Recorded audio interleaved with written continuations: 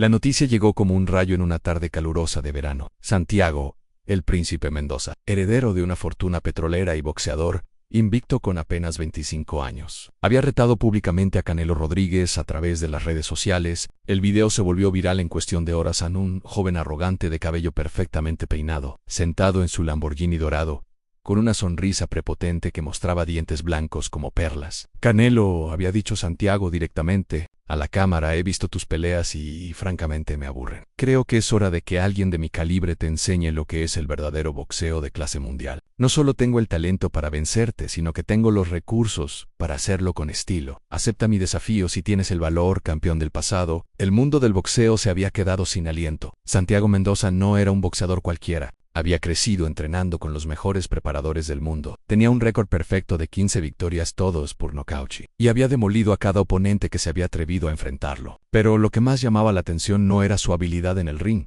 sino la ostentosa manera en que vivía su vida. La respuesta de Canelo fue tan simple como devastadora. En una conferencia de prensa improvisada, vestido con una camiseta sencilla y jeans, había mirado directamente a las cámaras y dicho al acepto: nos vemos en el ring, joven. Los siguientes días fueron un espectáculo mediático sin precedentes. Santiago organizó una conferencia de prensa en la terraza de su penthouse, en Las Vegas, con vista panorámica a toda la ciudad. Llegó en helicóptero, vestido con un traje italiano que costaba más que el salario anual de una familia promedio. Sus puños lucían relojes de diamantes que brillaban cegadoramente bajo las luces de las cámaras. Miren a su alrededor, les dijo a los reporteros mientras extendía los brazos abarcando su mansión. Esto es lo que se consigue cuando se nace para la grandeza y se tiene la inteligencia para multiplicarla. No vengo de barrios pobres, no tengo historias tristes que contar, vengo de la excelencia. Y eso es exactamente lo que voy a demostrar contra Canelo. La mesa de la conferencia estaba adornada con fotografías de sus posesiones,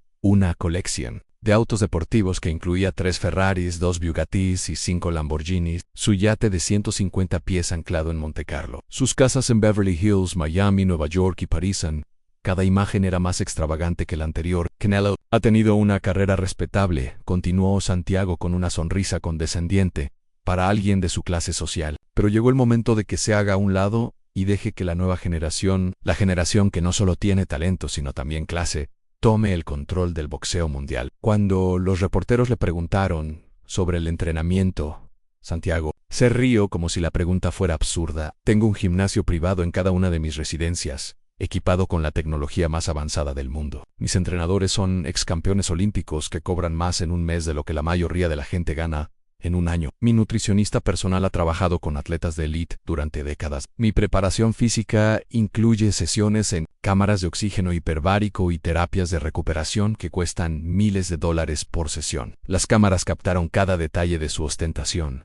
El chef personal que preparaba sus comidas con ingredientes importados, el médico privado que monitoreaba cada aspecto de su salud, los masajistas que trabajaban en turnos para mantener su cuerpo en condición óptima. Todo era un despliegue calculado de riqueza y poder. La conferencia de prensa de Canelo, en contraste, se llevó a cabo en un gimnasio modesto en su ciudad natal. No había helicópteros ni trajes de diseñador. Canelo llegó caminando, vestido con ropa deportiva simple, acompañado únicamente por su entrenador de toda la vida, un hombre mayo, con manos curtidas y ojos sabios, que había visto más peleas que años tenía Santiago. La riqueza no gana peleas, fue todo lo que dijo Canelo cuando un reportero le preguntó sobre los comentarios de Santiago. El corazón, la disciplina y el respeto por el deporte son lo que importa en el ring. El dinero se queda afuera cuando suena la campana. Pero Santiago no había terminado con su campaña de humillación. En los días siguientes, inundó las redes sociales con videos de su entrenamiento de lujo. Se grabó boxeando en un ring con cuerdas de oro real,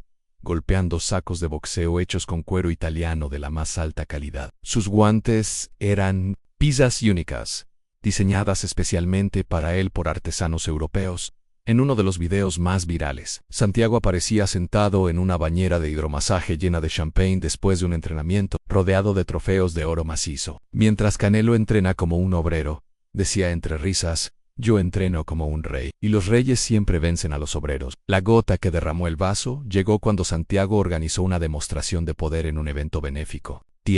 Había donado $1 millón a una fundación infantil, pero lo hizo de la manera más ostentosa posible, llegando en una caravana de autos de lujo, repartiendo cheques gigantes frente a las cámaras y declarando que Esto es lo que pueden hacer por la sociedad los verdaderos campeones, los que tienen recursos reales para generar cambio. Cuando los reporteros le preguntaron si sabía que Canelo también tenía una fundación para niños de escasos recursos, Santiago sonrió con desprecio, seguramente muy modesta, acorde a sus posibilidades. Yo no hago caridad, yo cambio vidas.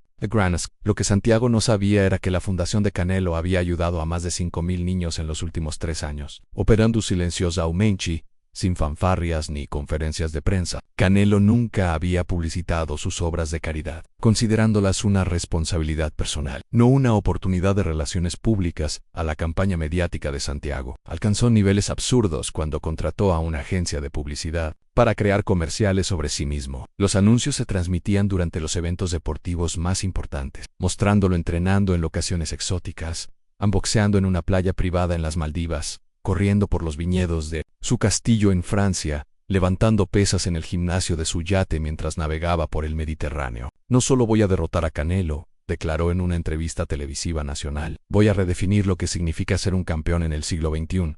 Los días de los boxeadores que vienen de la pobreza y luchan por necesidad han terminado. El futuro pertenece a los que luchan por excelencia, no por supervivencia. Durante toda esta campaña de desprestigio, Canelo mantuvo un silencio digno que contrastaba dramáticamente con el circo mediático de Santiago. Siguió entrenando en su gimnasio de siempre, levantándose antes del amanecer, corriendo por las mismas calles donde había crecido, golpeando los mismos sacos de boxeo que había usado durante 15 años en sus entrenamientos. Eran abiertos al público, sin restricciones ni cuotas de entrada. Los niños del barrio se congregaban para verlo entrenar, y Canelo siempre encontraba tiempo para firmar autógrafos o dar consejos. No había cámaras de seguridad prohibiendo el acceso. No había guardaespaldas manteniendo a distancia a los admiradores.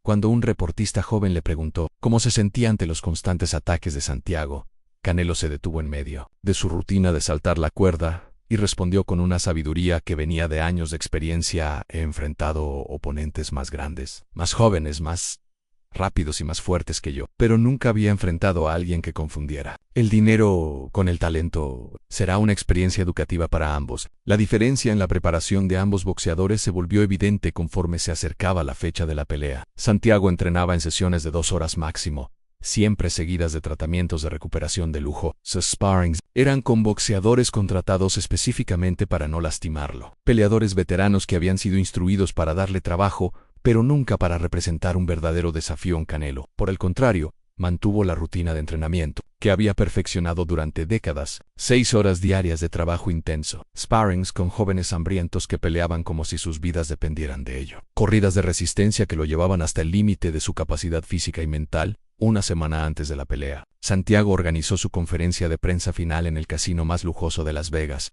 El evento costó más de $500,000, con decoraciones doradas, una alfombra roja de 100 metros y entretenimiento en vivo de artistas internacionales. Santiago llegó en una limusina blindada, vestido con un smoking que había sido diseñado exclusivamente para la ocasión. Esta será la última vez que Canelo y yo estemos en igualdad de condiciones, declaró Santiago mientras sostenía una copa de champagne de $1,000 la botella, porque después de la pelea, él volverá a su gimnasio de barrio, y yo seguiré haciendo historia como el campeón más exitoso y próspero del boxeo mundial. La conferencia de prensa de Canelo se realizó en el mismo lugar donde había comenzado su carrera profesional, en un pequeño auditorio comunitario en su ciudad natal. No había lujos ni decoraciones extravagantes, solo sillas plegables, un micrófono básico y la calidez de la gente que lo había visto crecer desde niño. El respeto se gana en el ring, dijo Canelo simplemente, no en las conferencias de prensa. Mañana, Santiago y yo estaremos solos, sin dinero, sin lujo, sin nada más que nuestras habilidades y nuestro corazón. Ahí veremos quién es realmente el mejor boxeador.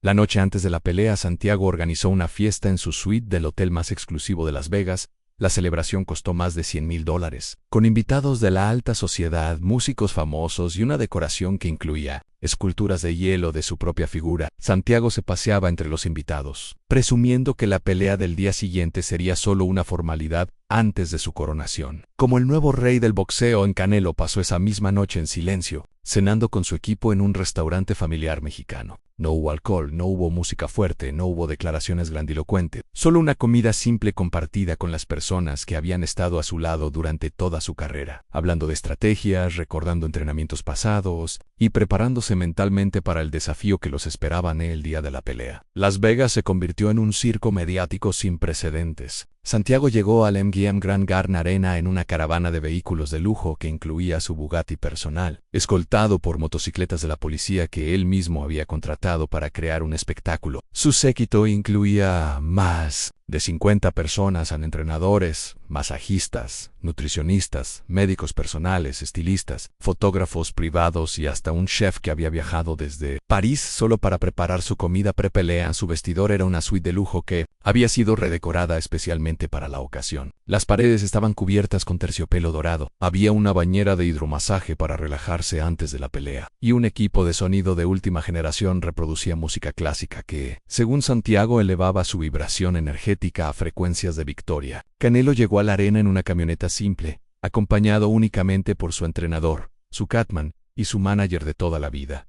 No había caravanas ni escolta policial. Su vestidor era el estándar que la arena asignaba a todos los boxeadores. Functional, pero sin lujos innecesarios, mientras Santiago se preparaba con masajes de piedras calientes y meditación, guiada por un gurú espiritual que había contratado desde la India. Canelo seguía su rutina de siempre en vendas en las manos, calentamiento básico, y unos minutos de silencio para mentalizar la pelea que estaba por venir en el pesaje oficial. Había sido otro espectáculo de ostentación por parte de Santiago. Había llegado vestido con una bata de seda italiana bordada con hilos de oro, acompañado por modelos profesionales que sostenían carteles con su nombre. Cuando se quitó la bata para subir a la báscula, reveló un físico impresionante, esculpido por años de entrenamiento de élite y los mejores tratamientos estéticos disponibles. Canelo subió a la báscula vestido con shorts de entrenamiento simples, sin fanfarrias ni acompañamiento. Su físico, aunque menos perfecto estéticamente que el de Santiago, mostraba las marcas de años de guerra en el ring en cicatrices pequeñas que contaban historias de batallas ganadas, músculos desarrollados por trabajo real, no por tratamientos de lujo. Durante la ceremonia de pesaje, Santiago había hecho algo que cruzó todos los límites del respeto deportivo. Cuando Canelo se acercó para el tradicional face-off,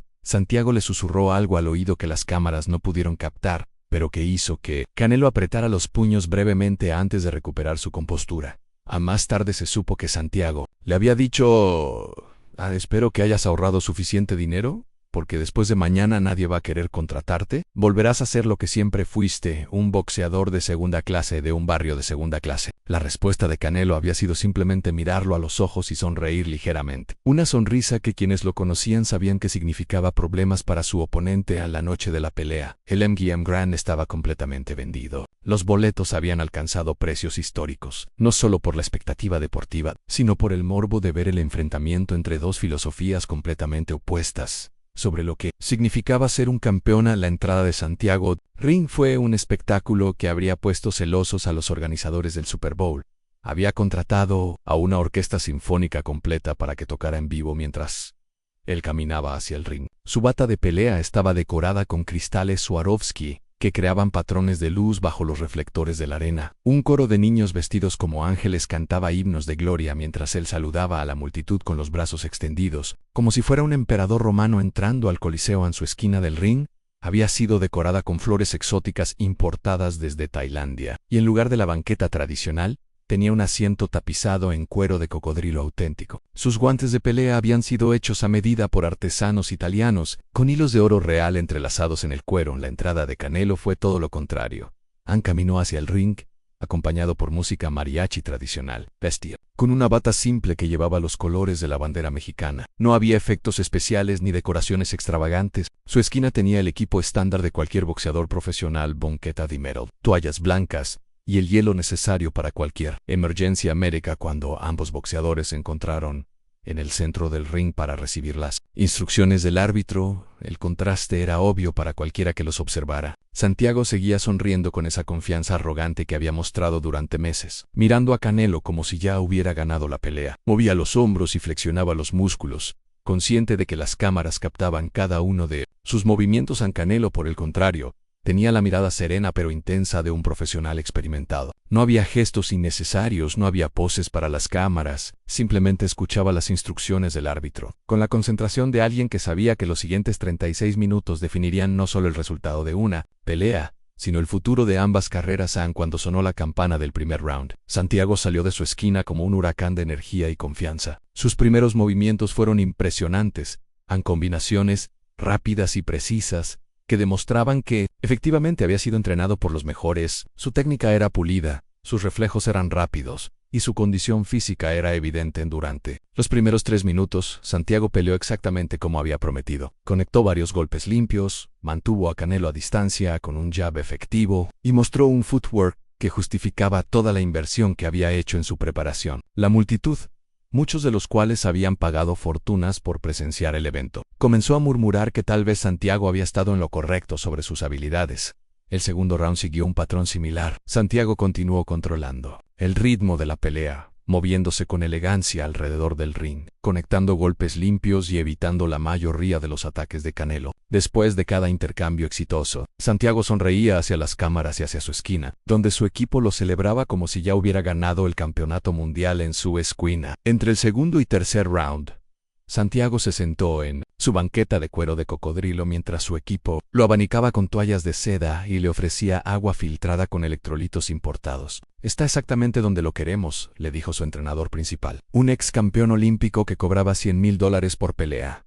2 rounds más así y estará listo para el knockout. En la esquina opuesta, Canelo escuchaba en silencio las instrucciones de su entrenador de toda la vida. «Está boxeando bien, pero está boxeando con el ego, no con el cerebro», le dijo el viejo sabio mientras limpiaba una pequeña cortada cerca del ojo derecho de Canelo. «Déjalo que se sienta cómodo. Déjalo que crea que está ganando fácil. Los hombres como él siempre se relajan cuando piensan que tienen control». El tercer round comenzó con Santiago aún más confiado que antes. Había añadido elementos de showboating a su boxeo, a bajar las manos para demostrar que no tenía miedo, hacer gestos hacia la multitud después de conectar golpes, incluso guiñar el ojo hacia las cámaras durante los intercambios. Para cualquier observador casual, parecía que Santiago estaba cumpliendo exactamente sus promesas de dominar a Canelo, pero los ojos experimentados comenzaron a notar algo diferente. Canelo no parecía frustrado ni desesperado a pesar de estar perdiendo los rounds. Su respiración se mantenía controlada, sus movimientos seguían siendo económicos y eficientes,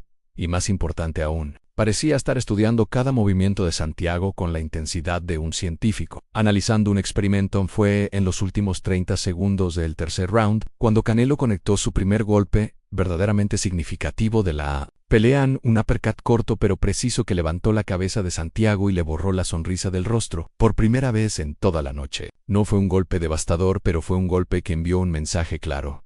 La pelea real estaba a punto de comenzar.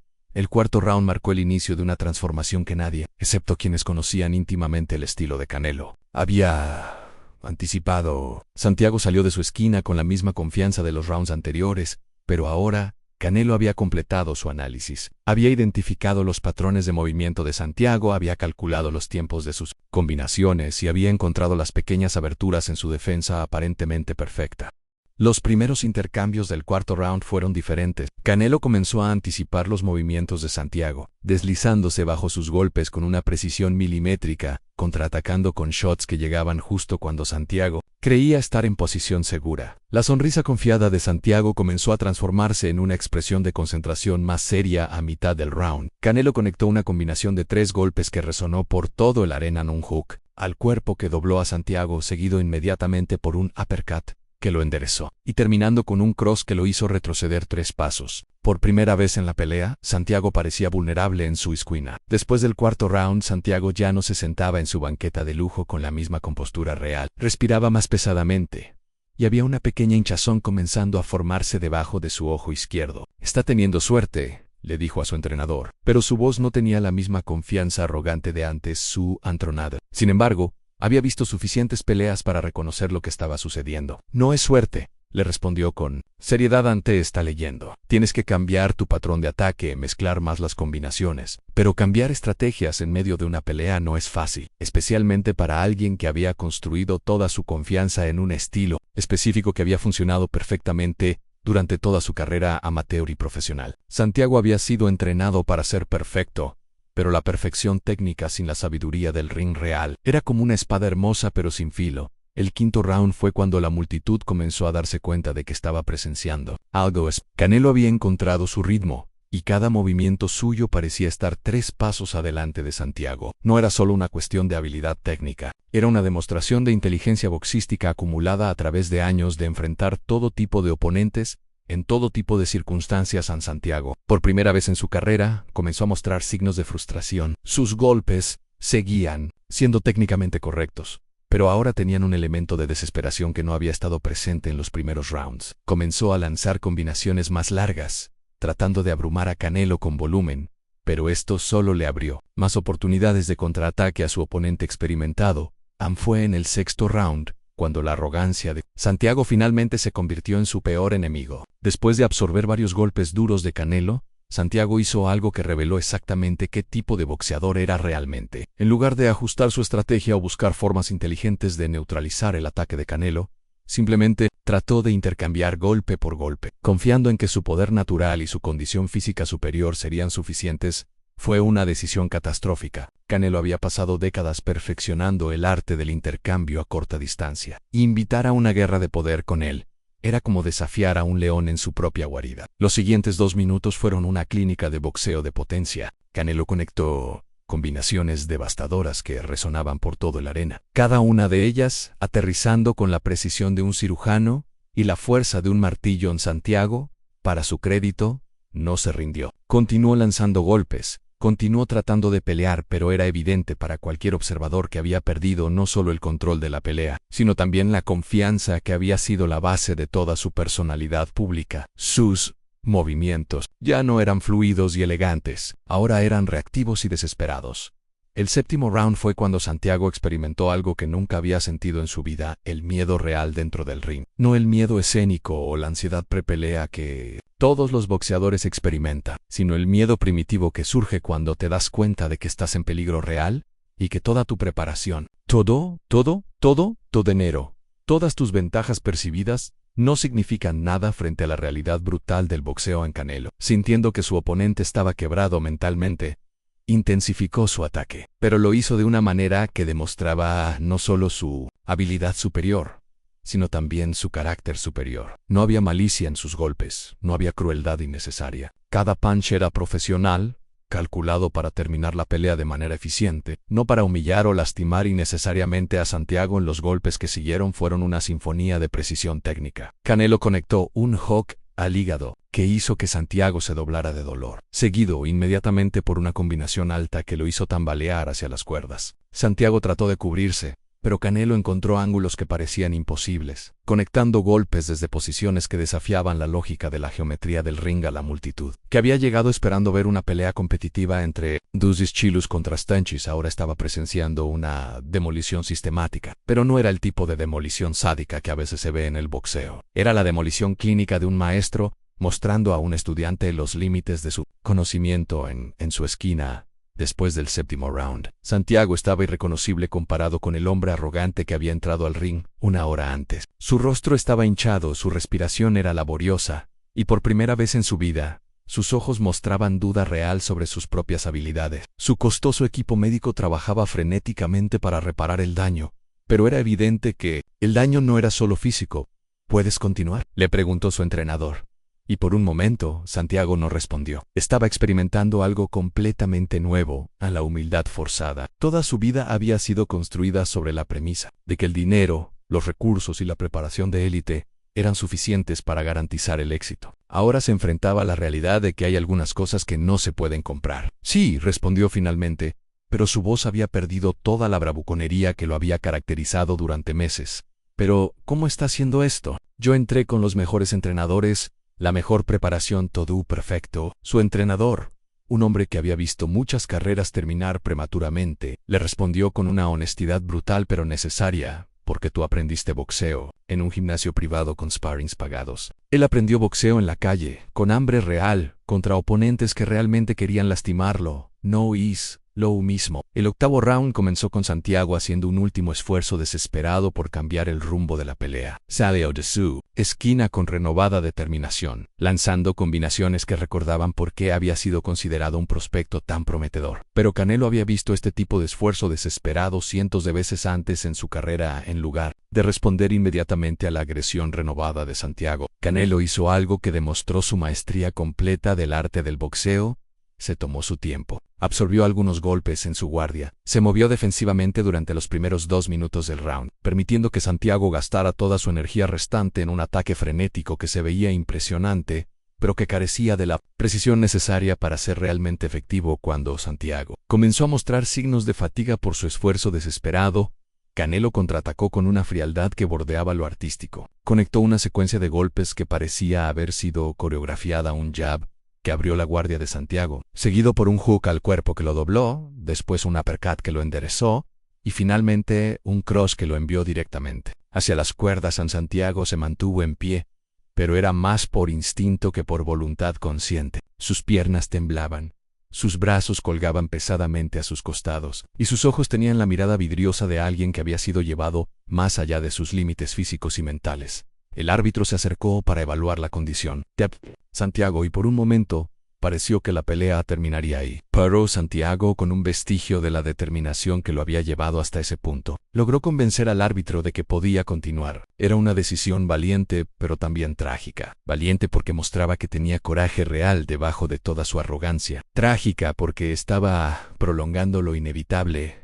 Los últimos 30 segundos del octavo round fueron cuando Canelo demostró por qué era considerado uno de los boxeadores más completos de su generación. En lugar de buscar el knockout espectacular que la multitud esperaba, comenzó a boxear de manera más defensiva, permitiendo que Santiago se recuperara. Ligeramente. No era compasión malentendida. Era respeto profesional por un oponente que había mostrado valor real. En el noveno round, algo extraordinario sucedió. Santiago, a pesar de estar perdiendo decisivamente y de haber sido dominado físicamente, hizo algo que sorprendió a todos. En el arena dejó de pelear con arrogancia y comenzó a pelear con corazón real. Sus golpes ya no eran lanzados con la expectativa de impresionar a las cámaras, ahora eran lanzados con la determinación genuina de un guerrero que se niega a rendirse. En este cambio en la actitud de Santiago, parecía haber despertado algo en Canelo también. En lugar de continuar con la demolición sistemática, Canelo comenzó a boxear de manera más técnica, casi educativa. Era como si estuviera dando una clase magistral en vivo, mostrando diferentes aspectos de su arsenal técnico, no para humillar a Santiago, sino para enseñarle lo que significaba realmente el boxeo de alto nivel. Los intercambios del noveno round fueron los más técnicamente hermosos de toda la pelea. Santiago, libre ya de la presión de mantener su imagen arrogante, boxeó con una libertad que no había mostrado en toda su carrera profesional. Sus combinaciones eran más fluidas, sus movimientos defensivos eran más naturales, y por primera vez en la pelea, parecía estar disfrutando realmente del arte del boxeo, en lugar de simplemente tratar de ganar de manera dominante. Canelo respondió a esta nueva versión de Santiago con respeto profesional. Sus contraataques eran precisos pero no crueles, efectivos pero no devastadores. Era como ver a un maestro experimentando con un estudiante talentoso, empujándolo hacia la excelencia sin destruir su confianza completamente en la multitud, que había llegado esperando ver una demostración de poder.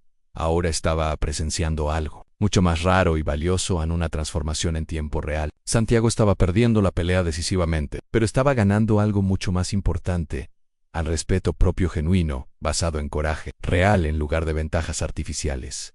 El 10º round comenzó con ambos boxeadores mostrando signos evidentes de fatiga, pero también con una comprensión mutua que no había existido al inicio de la pelea. Santiago ya no trataba de probar que era superior a Canelo, ahora simplemente trataba de demostrar que pertenecía al mismo ring que él. Canelo, reconociendo este cambio, ajustó su aproximación una vez más. Sus ataques se volvieron más selectivos, más precisos, diseñados para terminar la pelea de manera limpia y profesional. No había desperdicio de energía, no había golpes innecesarios, solo la aplicación eficiente de técnica superior contra un oponente que finalmente había aprendido a respetar tanto el deporte como a su oponente. En los últimos intercambios de la pelea fueron casi poéticos en su simplicidad. Canelo conectó una combinación perfecta de 3 golpes en jab, cross, hook, cada uno aterrizando exactamente donde había sido dirigido. Santiago absorbió los golpes pero se mantuvo en pie, no por terquedad o negación, sino por determinación genuina de terminar la pelea en sus propios términos.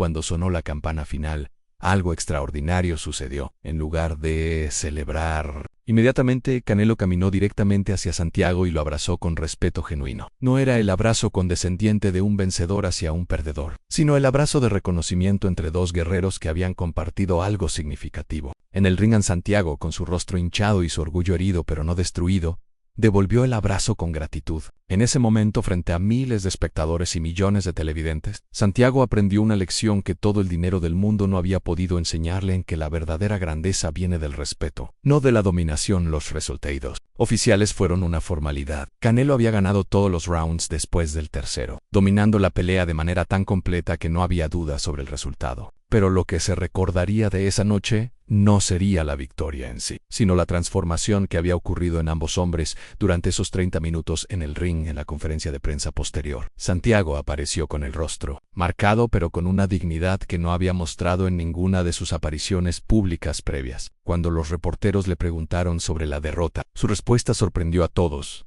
Llegué aquí pensando que sabía lo que era ser un campeón, dijo con una humildad genuina que contrastaba dramáticamente con su arrogancia previa. Pensé que tener los mejores recursos, el mejor equipo, la mejor preparación era suficiente. Pero Canelo me enseñó esta noche que ser un verdadero campeón requiere algo que no se puede comprar: respeto por el deporte, respeto por el oponente y, sobre todo, respeto por uno mismo basado en logros reales, no en ventajas heredadas. La transformación de Santiago no terminó esa noche. En los meses que siguieron, cambió completamente su aproximación al boxeo y a la vida. Despidió a la mayoría de su costoso equipo y comenzó a entrenar en gimnasios públicos, experimentando con boxeadores jóvenes y hambrientos que le daban trabajo real. Vendió la mayoría de sus posesiones extravagantes y donó el dinero a programas de boxeo juvenil en comunidades de bajos recursos. Más importante aún, Santiago dejó de presumir su riqueza en redes sociales. En lugar de videos mostrando sus lujos, comenzó a subir contenido sobre sus entrenamientos reales, sus luchas para mejorar técnicamente, y reflexiones honestas sobre lo que había aprendido de su derrota contra Canelo. Un año después de la pelea, Santiago regresó al ring como un boxeador completamente diferente.